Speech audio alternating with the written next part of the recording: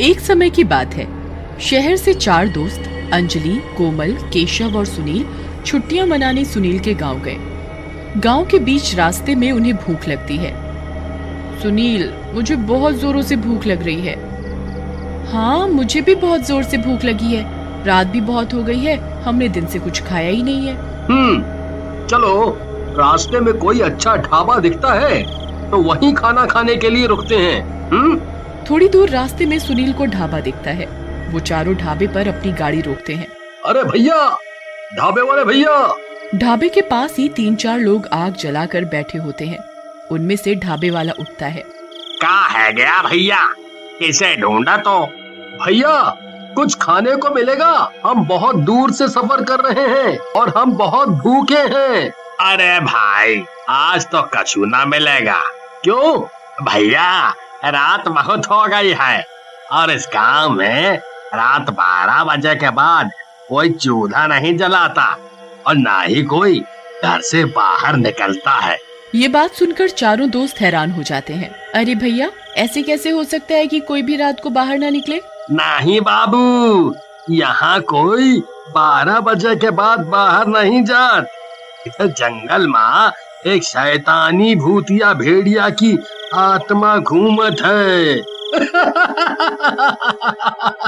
ऐसा कुछ नहीं होता भैया, आपने कैसा वहम पाल रखा है। ये भूत प्रेत कुछ नहीं होते। नहीं बेटा, हम सच बोलत हैं।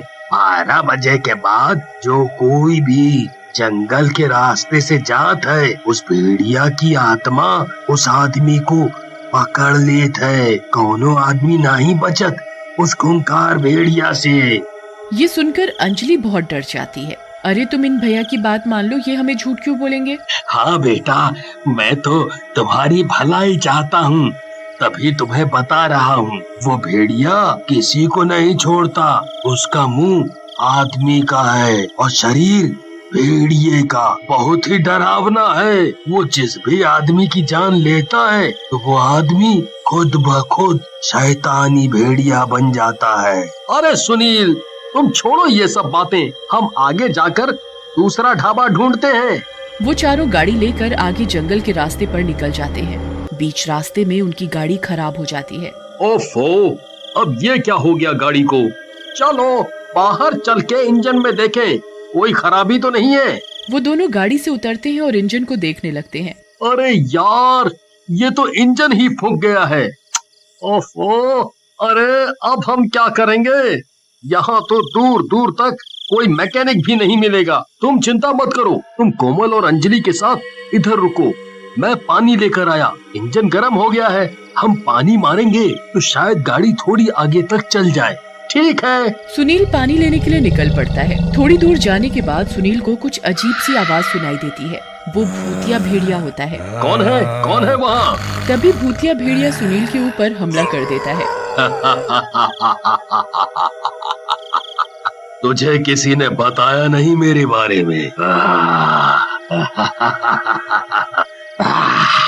अरे अरे, मुझे छोड़ दो, भगवान के लिए मुझे छोड़ दो, छोड़।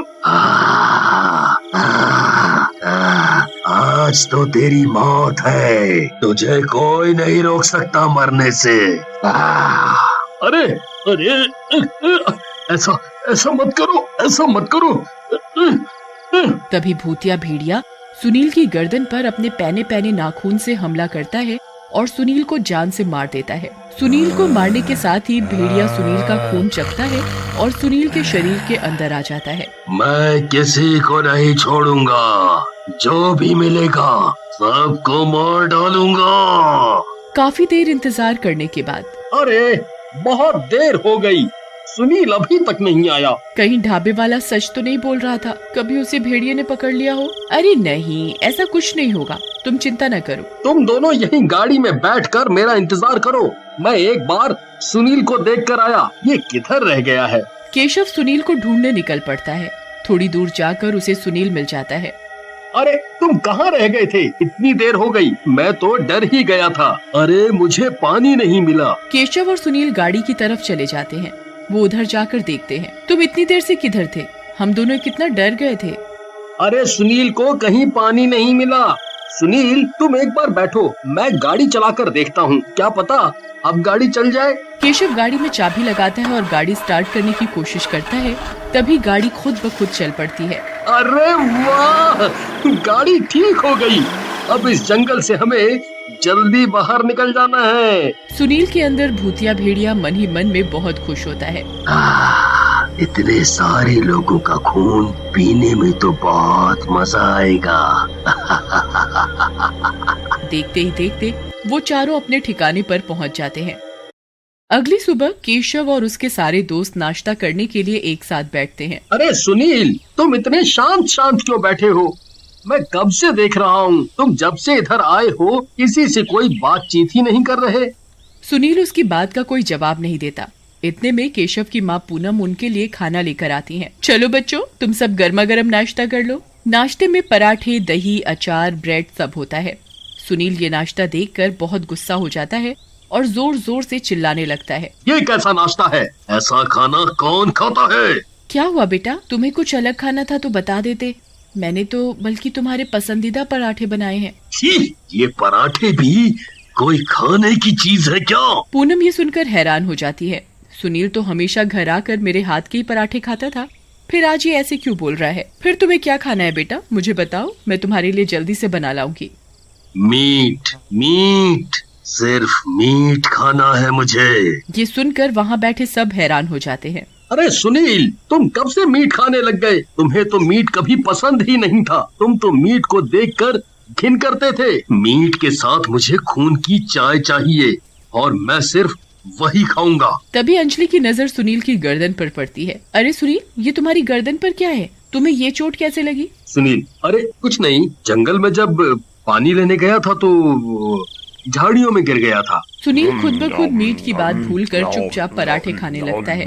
देखते ही देखते सुनील पराठे खाता ही जाता है। अरे बेटा, तुम तो बहुत भूखे हो। सुनील 25-30 पराठे खा जाता है। अरे अंजलि, अभी तो सुनील को पराठे खाने ही नहीं थे, अब एकदम से इसे क्या हो गया? ये तो खा ही जा रहा है। सुनील नाश्ता करके अपने कमरे में जाने लगता है। अरे सुनील, हम तो यहाँ घूमने आए हैं, तुम हमें अपना गांव नहीं दिखाओगे? लेकिन सुनील केशव की बात का कोई जवाब नहीं देता और चुपचाप अपने कमरे में चला जाता है। मुझे एक बात समझ में नहीं आ रही, ये सुनील जब से जंगल के रास्ते से वापस आए हैं, ये बहुत अजीब बर्ताव कर रहा है। सही कहा तुमने, सुनील ऐसा तो कभी नहीं था। देखते ही देखते शाम हो जाती है और सोने चले जाते हैं। आधी रात में सुनील के अंदर का भूतिया भेड़िया अपने नए शिकार के लिए निकलता है। यहाँ तो बहुत सारे लोग हैं, मुझे जो भी कोई मिलेगा सबको मार डालूंगा, किसी को नहीं छोड़ूंगा। मैंने बहुत दिनों से खून नहीं पिया। तभी अंजलि को बहुत जोर की प्यास लगती है और वो पानी लेने रसोई की तरफ जाती है। अंजलि को देख भूतिया भेड़िया बहुत खुश होता है और उसे मारने के लिए उसका पीछा करता है। अंजलि रसोई में पानी पी रही होती है। इतने में ही भूतिया भेड़िया अंजलि की गर्दन पर सीधा वार करता है और उसका खून पीने लगता है। देखते ही देखते अंजलि किचन में अपना दम तोड़ देती है। ये सारा वाकया कोमल चुपके से देख लेती है और वो बहुत डर जाती है। कोमल चुपचाप कमरे में भाग जाती है और दरवाजा बंद करके सुबह होने का इंतजार करती है। अगले दिन पूनम सुबह उठकर अंजलि को रसोई में मरा हुआ देखती है। पूनम जोर जोर से चिल्लाती है, अरे ये क्या हुआ? ये रसोई में कैसे मरी पड़ी है? पूनम की आवाज सुन केशव, सुनील और कोमल रसोई में भाग कर आते हैं। अरे ये कैसे मर गई? इसको किसने मार डाला? कोमल उस समय कुछ नहीं बोलती और सुनील से डर रही होती है। अरे घर में कोई चोर तो नहीं घुसा था? कहीं वो इसे मार गया हो? थोड़ी ही देर बाद कोमल केशव को डर डर के बताती है, भूतिया भेड़िया। क्या हुआ कोमल तुम्हें? मुझे सच सच बताओ। अरे केशव, सुनील भूतिया भेड़िया बन चुका है।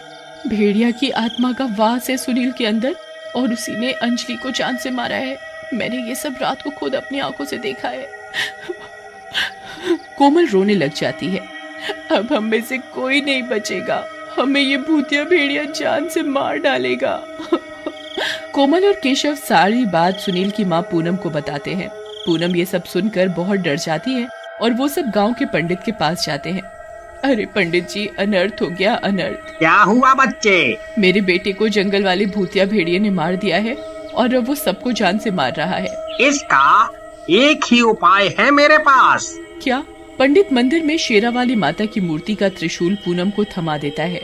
आज रात जब भी वह भूत या भेड़िया किसी का शिकार करने निकले तो उसके पेट में बिना सोचे ये त्रिशूल मार देना, वो वहीं का वहीं मर जाएगा। ठीक है पंडित जी। पूनम और सब बच्चे घर की तरफ निकल पड़ते हैं। रात होने के साथ ही सुनील के अंदर का भूतिया भेड़िया फिर किसी को मारने की तलाश में निकल पड़ता है। आज फिर किसी का खून पीऊंगा, इतना स्वाद लगता है खून। ये बात सुनील की माँ केशव और कोमल छिपकर सुन लेते हैं। अरे केशव, तुम इसके आगे जाओ, इसे तुम दिखोगे तो ये भूतिया भेड़िया तुम्हारी जान लेने आएगा। मैं तभी इसके पेट के अंदर ये माता रानी का त्रिशूल घुसा दूंगी। हाँ, आंटी बिल्कुल ठीक कह रही हैं। केशव पूनम का कहा मानता है और भूतिया भेड़िए के आगे जाकर खड़ा हो जाता है। तो फिर आज तेरी मौत है। आज तेरा खून पीऊंगा। भूतिया भेड़िया केशव की तरफ उसे मारने ही जा रहा हो, इतने में पूनम भूतिया भेड़िया के पीछे त्रिशूल लेकर भागती है और उसके पेट में घुसा देती है।